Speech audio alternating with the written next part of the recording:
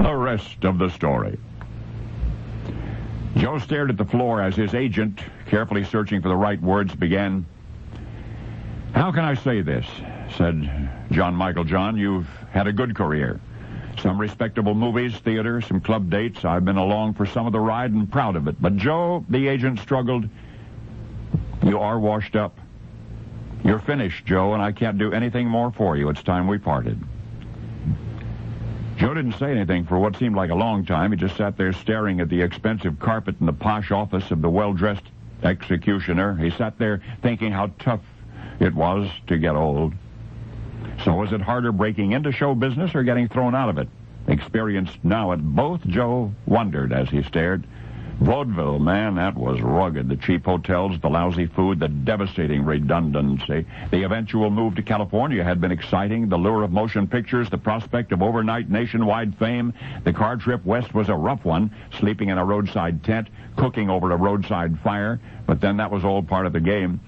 After wearing out much shoe leather on Los Angeles pavement, Joe found his way to Will Morrissey, who signed him to appear at the Orange Grove Theater, $50 a week. That was a terrific salary in those days, but the kick didn't last. The show closed a few weeks later, and before long, Joe was living day to day again on little more than boiled rutabagas.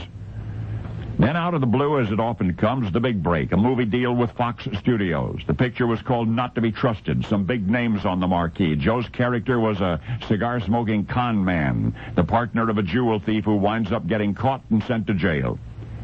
Joe's performance attracted the attention of a casting director of Vitaphone in Burbank. They were planning to make a movie called Orchids and Ermine. Okay, said the director, so you can act. But can you do song and dance? Well, Joe, a vaudeville veteran, remember, had come prepared with straw hat and cane, and he bowled them over in the casting office. The movie was a hit, big enough to convince super agent John Michael John to represent Joe. And good times followed. But it was Joe himself who began to tire of it all. The routines were getting old. The typecast gripe weighed him down like an anvil. And then came that ugly day when his agent called him into the office and said goodbye. No hard feelings, Michael John had told him as he was walking out the door. That's right, Joe called back. No hard feelings. And maybe there weren't. Maybe it was better this way. At least that's what Joe told himself as he returned to the world of boiled rutabagas that he had fought so hard to escape.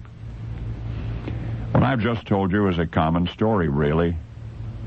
I mean more common by 1,000-fold than the occasional saga of success in that business of show that will tolerate nothing less. But starting at this moment, whenever you think of the tarnished tails side of that shiny Hollywood coin, I hope you'll remember that day in 1926 when a talent agent who thought he knew what he was doing dumped an old trooper named Joe Ewell, Jr., just dumped him. Said he was entirely washed up as an entertainer. Mickey Rooney was a has-been at age 5. And now you know the rest of the story.